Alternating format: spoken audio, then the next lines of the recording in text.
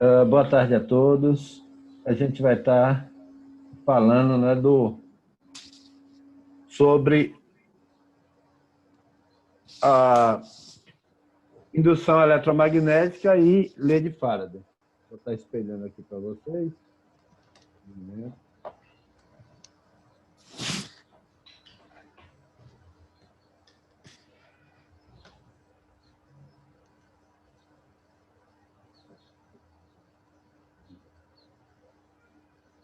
Agora foi, né? Apareceu aí. Foi. Então, gente, aqui. O fluxo magnético. O fluxo magnético, aqui eu tenho uma espira retangular dentro de um campo uniforme, campo magnético uniforme, tem ali o polo norte, polo sul de um ímã. Como vocês podem ver aí, né, o fluxo magnético pode ser visualizado através das linhas de indução magnética que atravessa uma espira. A espira é justamente esse marronzinho aqui que está aparecendo. Ela vai girando e vai passando pelo campo. O campo magnético. O campo magnético B, que é dado em Tesla.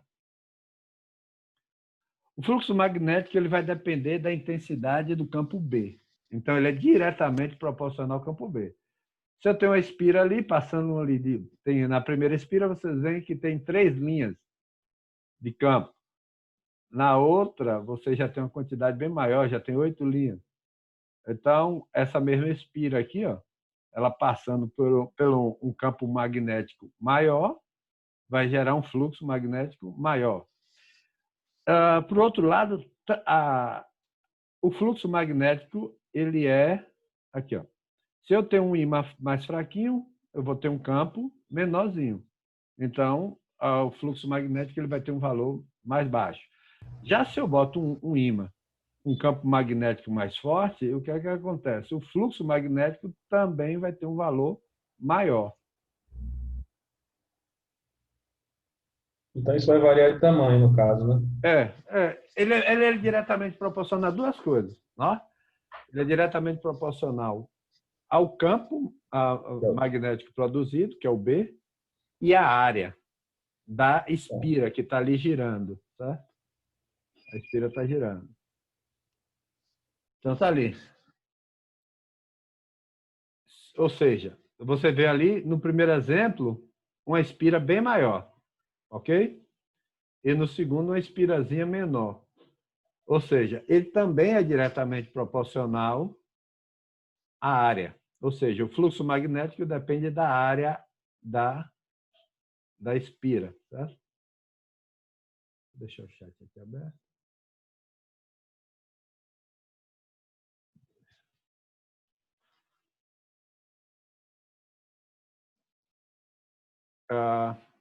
Aqui nós temos um fluxo, ele vai girando. Para que haja fluxo magnético, precisa que haja variação. Ou seja, então aqui eu tenho 3 exemplos. Né? Primeiro, ele está perpendicular. Está paralelo ao fluxo aqui. Ó. Certo? Ele vai girando, aí chega uma hora que ele vai estar paralelo. E a sua normal vai estar perpendicular a essa linha de campo. Nesse momento aqui, nós temos 90 graus. E quando acontece de ter 90 graus entre as linhas de campo, significa que o cosseno de 90 é zero, então não tem. O fluxo magnético depende do ângulo entre a normal e o plano da espira, tá vendo? O normal é o Nzinho aqui e o plano da espira. Então, ó, então a normal. E aqui, você vê no segundo exemplo, tem um ângulozinho aqui, ó. Certo? O campo magnético. Então, está aqui nossa fórmula de fluxo magnético. Uma letrinha grega ali, né? Fluxo de indução magnético através da superfície de área A imersa no campo magnético uniforme. A unidade do sistema internacional é Weber. Né? Tipo, alguns dias, o que é que lembra o Weber? Weber.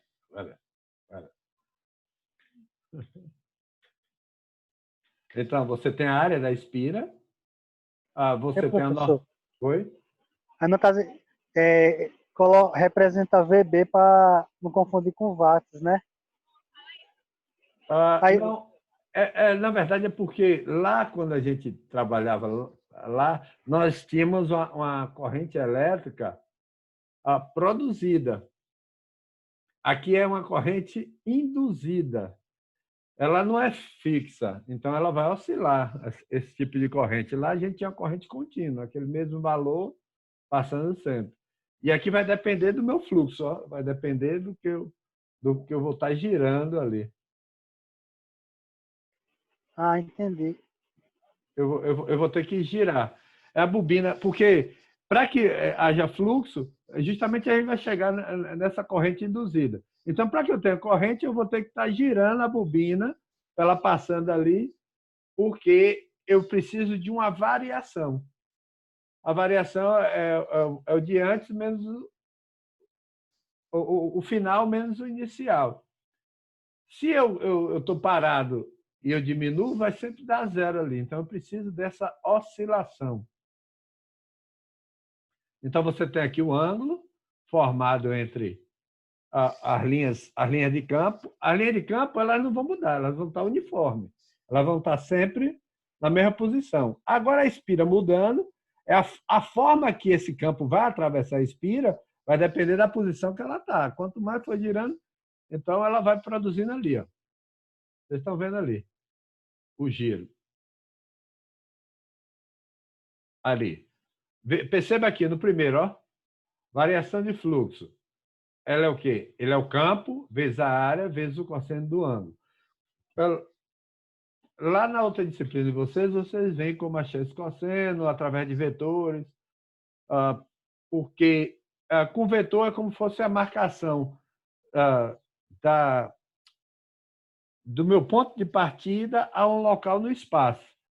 Só que esse vetor ele está dentro de uma área.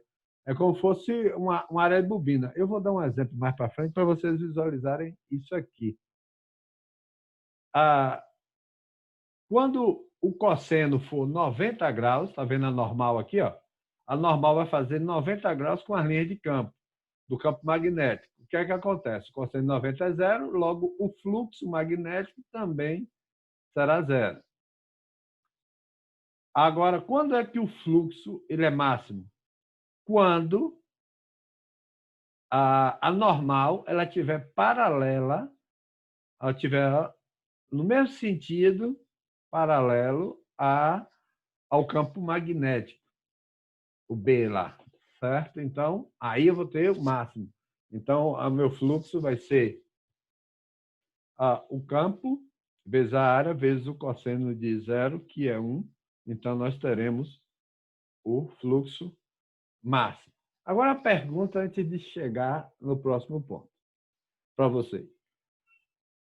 Digamos que essa bobina está girando no sentido horário. O meu fluxo aumenta ou diminui?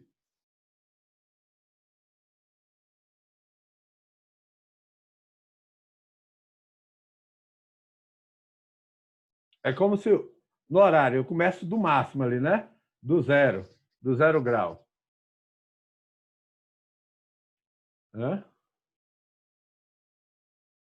O que acontece?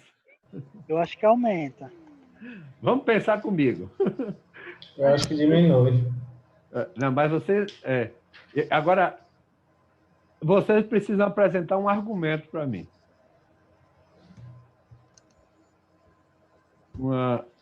Vamos pensar no ângulo. Vamos pensando no ângulo. Então, se eu comecei de zero, eu vou abrindo o ângulo, né? Horário, pá, vai dar o quê? Estou descendo minha espira. 1 grau, 2, 3, 4, 5, 6, 7, 30 graus. 40 graus, 45 graus. Pá! Todo mundo conhece aquela tabelinha de cosseno? Deixa eu ver se eu acho aqui na internet.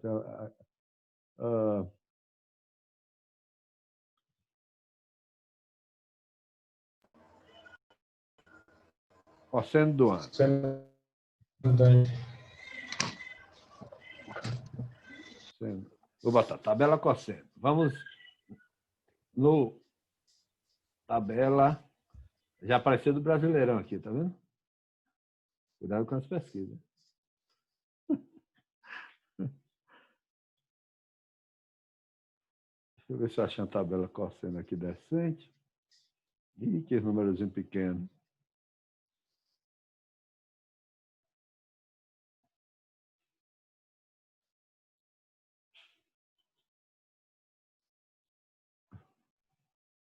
Só vai mais. Vamos ver se eu consigo abrir aqui. Para vocês criarem o argumento. Ficou muito ruimzinho aqui, a que eu baixei. Vocês que estão com internet aí, conseguem achar uma tabela boa aí para charear para a gente? Deixa eu ver se eu acho uma melhor.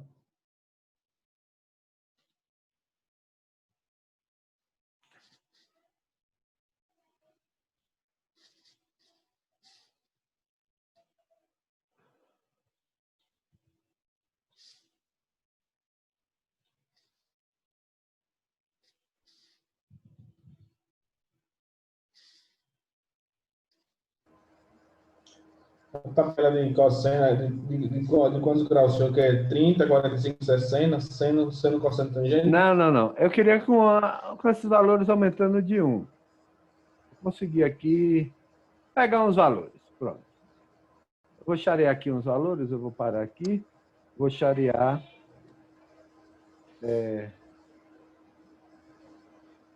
Aqui uma que eu peguei aqui. Estão vendo aí? Estamos. Tá vendo ali? Vamos aumentando, tá vendo? Eu vou aumentar ali, ó. 0, 1, 2, 3, 4, 5, 6, 7, 8, 9. O que é que você está percebendo que acontece com o cosseno? Está aumentando. Ou o cosseno? Uhum. Está diminuindo. Ele está diminuindo até chegar em 90, que é 0. Ele vai de 1, vai diminuindo até chegar a 0. Ou seja, quando eu vou fazendo esse aumento do grau, então significa que eu estou aumentando o ângulo e à medida que eu aumento o ângulo, o cosseno ele vai diminuindo. Então, consequentemente, como o fluxo depende disso, então o fluxo também vai diminuindo. Voltando aqui para o nosso outro slide, nós temos aqui. Então, vocês perceberam aí, né? Então, sentido horário, ele vai reduzindo, certo?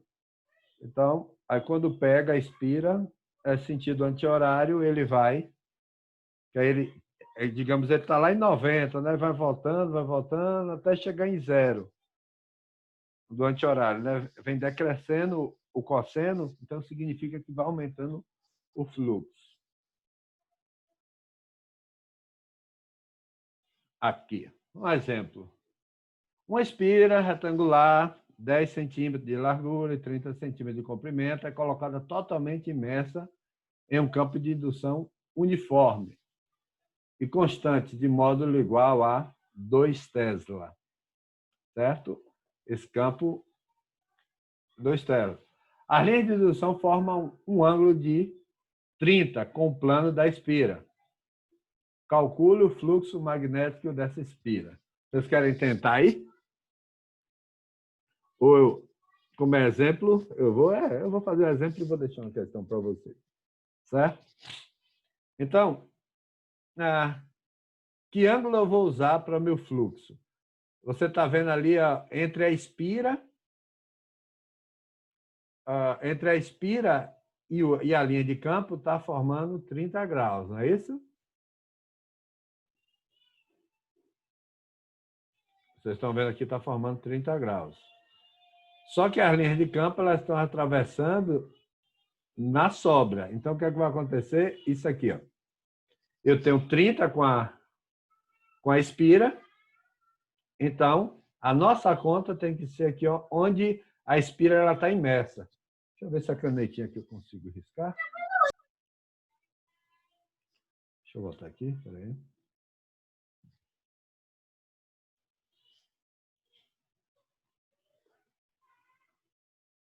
Eu teria que tirar do módulo de leitura.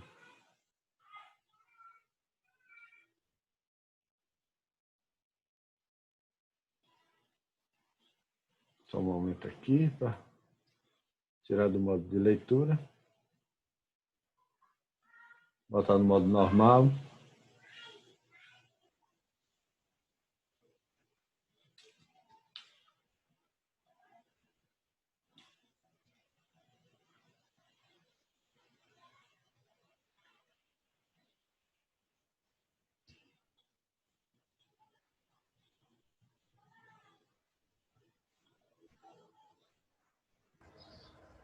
Então, aqui vocês veem que, se ela estivesse nessa posição, as linhas de campo ela ia estar passando aqui por baixo. Então, o ângulo que está sobrando todo aqui seria 60 graus. Então, como é que calcularia esse fluxo aí? Eu tenho... Aí, fluxo é campo vezes área vezes o cosseno do ângulo. Tá. Então, você vê que eu tenho 30 centímetros. Na verdade, na hora de fazer as contas, não precisa botar essas unidades. Só estou mostrando aqui as transformações, certo? Eu tenho 30 centímetros vezes 10 centímetros, que é 0,3 metro vezes 0,1 metro. Eu vou ter uma área de 0,03 metros quadrados. Uma espira retangular.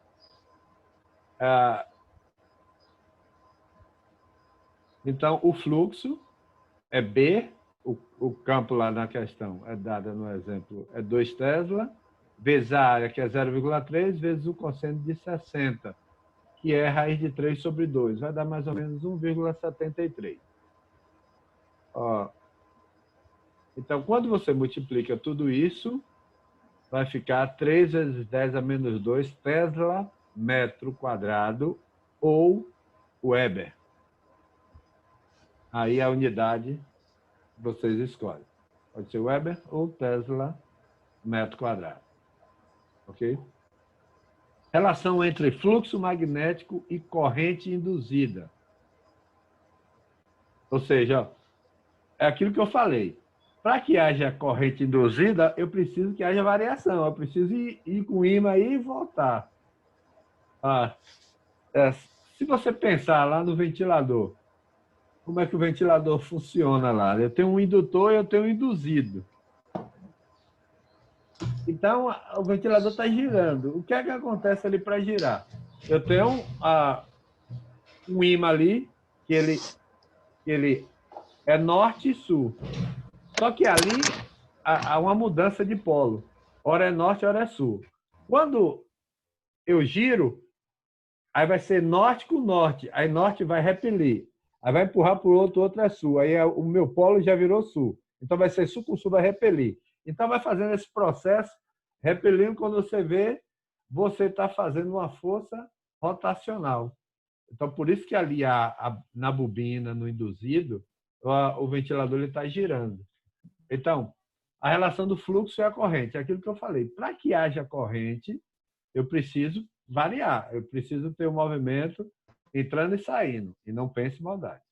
Né? Então, você tem ali, ó, certo? Aí o amperímetro vai medindo, e aí uma hora tem corrente, aí ele vai ter que parar para voltar. Né? Tem que ir, quando para, é inércia, aí volta. Quando para, com certeza, a corrente é zero. Na aproximação do ímã em relação à espira, né, fluxo magnético, ela aumenta. Na aproximação, se eu aproximo, então, o fluxo magnético está aumentando. Vai variando, porque ele está se movendo. No afastamento do ímã, acontece, ela diminui. Conclusão. Quando houver variação de fluxo magnético numa espira, existirá corrente elétrica induzida na mesma. Então, precisa que haja movimento. Ó. Então, porque é uma variação de fluxo para que haja isso aqui. As letrinhas estão pequenas aí, gente, mas dá para entender, né? Dá para enxergar, hein? Aqui dá no PC. No PC, na tela. Agora quem está no celular está sofrendo aí. Eu estou olhando aqui para o celular também. No meu celular eu tenho que tirar o óculos para ver aqui. Pronto, já vi. Eu boto no celular para ver o que é que vocês estão assistindo. Então, aqui, no primeiro exemplo, ele está dizendo, ó, quando o ímã está em repouso em relação à espira, o galvanômetro não resiste à corrente na espira. Nesse caso, não está havendo variação de fluxo, está zero. Quando o ímã aproxima, veja lá que ó, o ponteiro desce, ó, vai lá para baixo. Então, resiste à corrente. Nesse caso, está havendo variação de fluxo, se está se movimentando, né? Quando o ímã se afasta da espira novamente, o que acontece? Ó, a tendência é a corrente cair. Se o ímã, ele vai parar lá em outra posição, né? Para voltar. Então, tende de novo a zero. Aquilo que eu estou falando. Aproxima, ele vai aumentando, afasta, ele vai diminuindo. Ou seja, está lá o galvanômetro. Alguém aqui já viu falar num processo chamado galvanoplastia?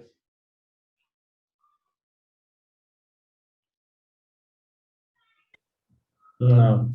A galvanoplastia é muito utilizada em metais cromados. Há esse processo, né, de indução de corrente. Então, há um cobrimento de um outro metal. Isso, no banho, exatamente, Daniela. No banho de joias, usa a galvanoplastia. Porque você tem um metal ali e aí você vai banhar um outro metal. É porque no meu tempo eu tinha uma Monarch barra circular e os raios eram. Você tirava aqueles raios de ferro, botava os raios niquelados.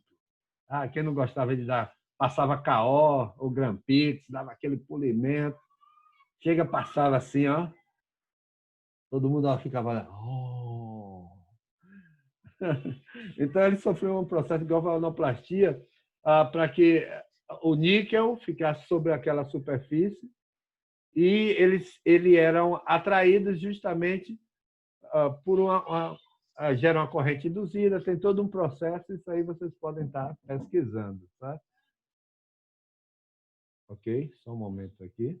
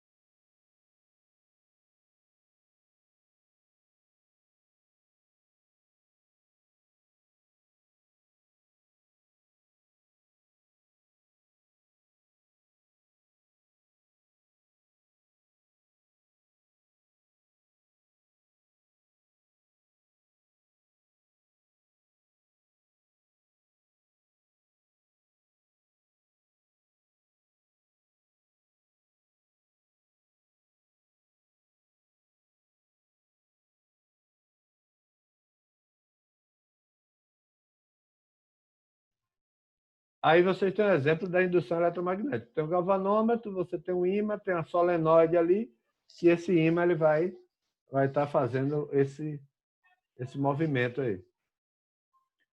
Professor? Oi? Esse processo seria também igual àquele que uma galera faz para tirar ferrugem? O de ferrugem ele é diferente, porque o de ferrugem você usa um processo químico. Que também é o funcionamento de Cat e Ana, né?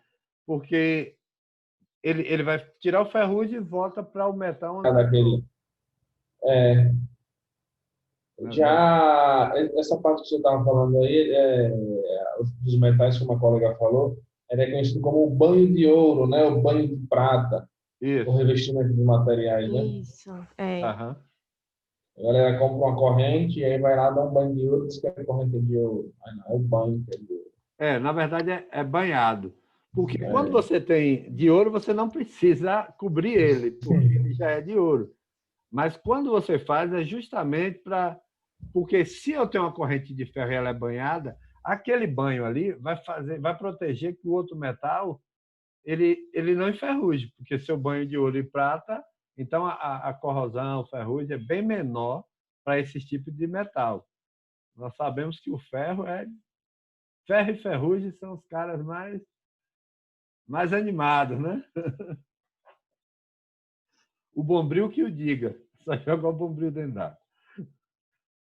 Então aí vocês estão por dentro, muito bem. Aí o sentido do movimento do ímã. Ali a posição. Se eu vou descendo, veja lá, a corrente induzida ela vai aumentando. Se eu tiro, a corrente induzida ela vai diminuindo, certo, gente? Olha lá, eu tenho uma espira, ela vai girando. Olha lá, vê a espira, parece aquelas. É uma lixa, alguma coisa assim, ó, que tem lá o campozinho, e aí você vai girando, né? A velocidade de giro dessa espira, você está girando, ela tem uma velocidade de giro. O campo, o S ali é o polo norte, polo sul, e essa velocidade. Então está aqui, ó, a redução. O campo, quando você vê o campo X assim, na verdade a gente usava na escola. Se você olhar para a sua caneta aqui, ó, no fundo dela, se você olhar, é como se tivesse um X, ok?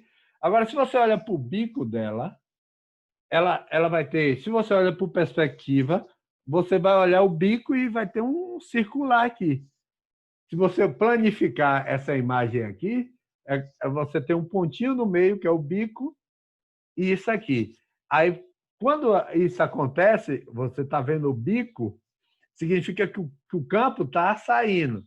Agora, se você olha e só vê o fundo, ó, aí passou, eu olhei por trás aqui só. Então, esse campo do fundo, que faz o xizinho, né, é um campo que ele está saindo. Ou seja, aqui ele está entrando no papel. Ou seja, é como se eu estivesse enfiando essa caneta no papel.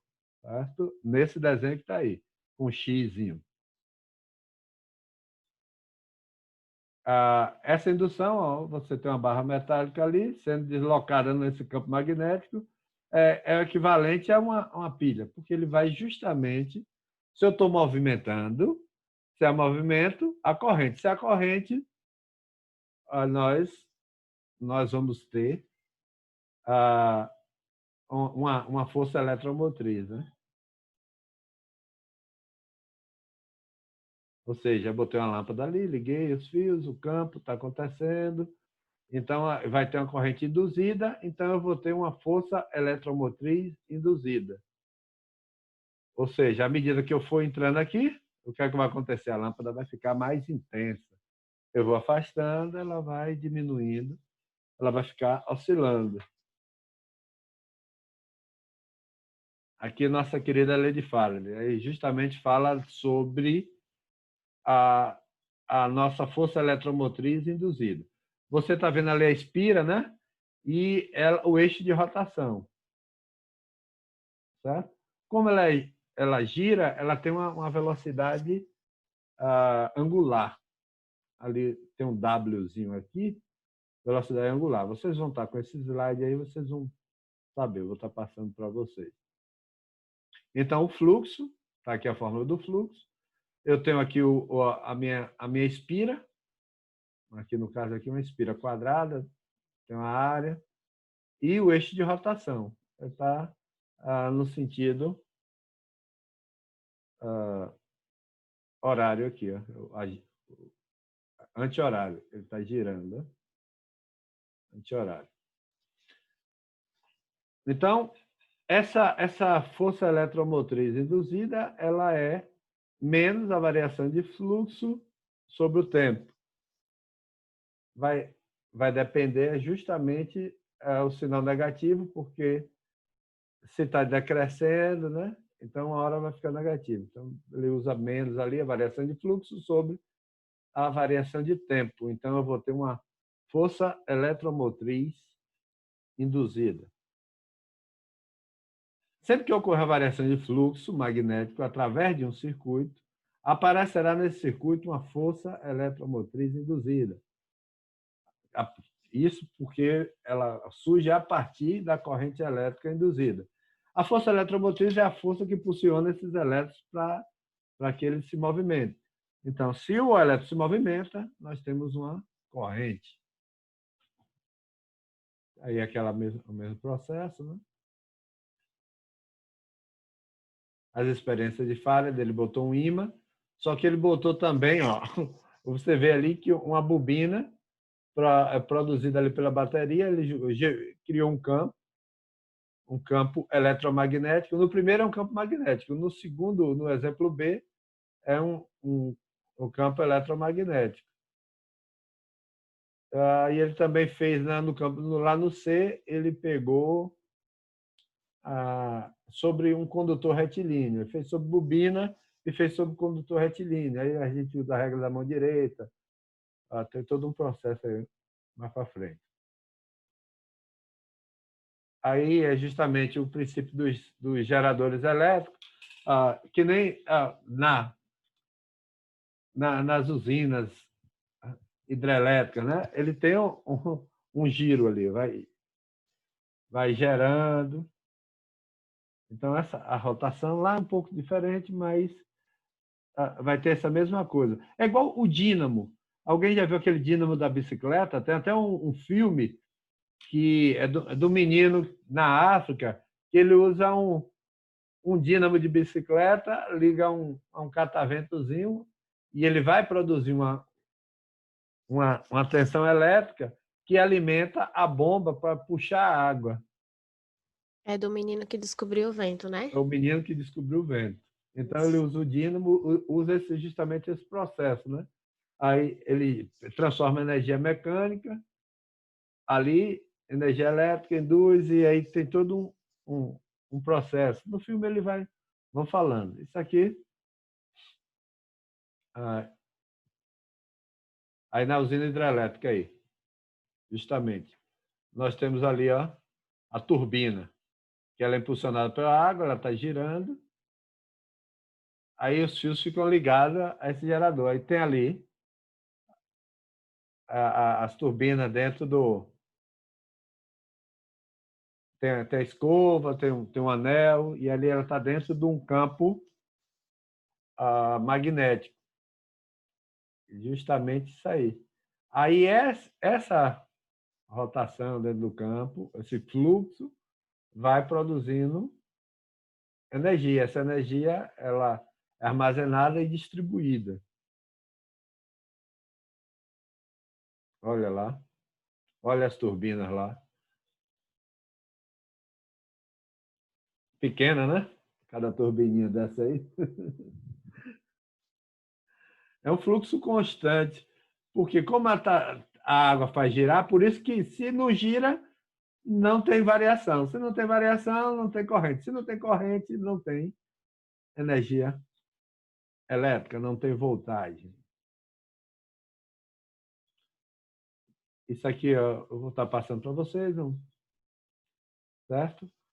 Tem a lei de Henry, é justamente onde a gente vai ver aqui, que a corrente induzida no circuito ela aparece sempre com o mesmo sentido, tal que o campo magnético que ela cria. Então, o sentido vai depender do sentido do campo. Se o campo está entrando, a corrente, se o campo está saindo, a corrente tem um sentido.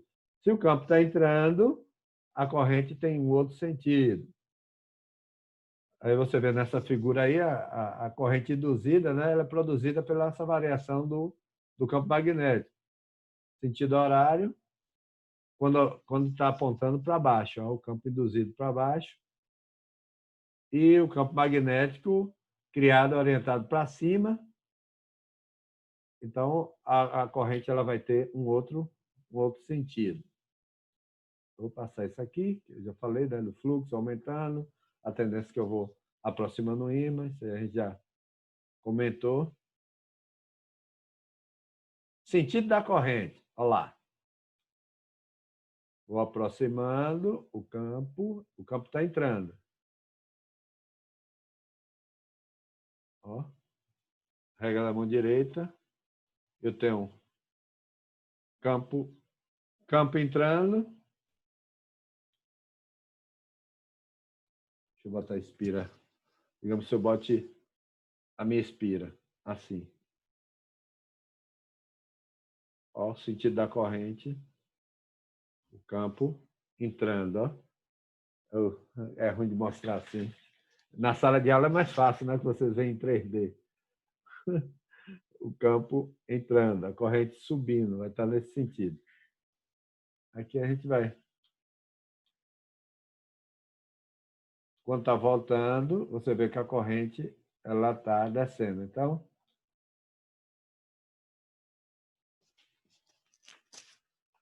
na figura, um exemplo aqui, certo, gente?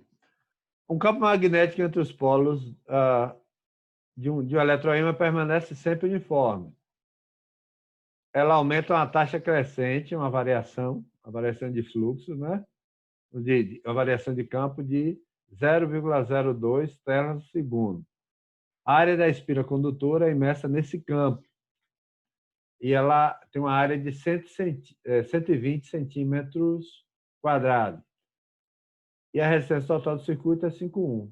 Calcular a força eletromotriz induzida e a corrente no circuito. É aquele mesmo princípio da lei de Ohm. Está aqui a solução.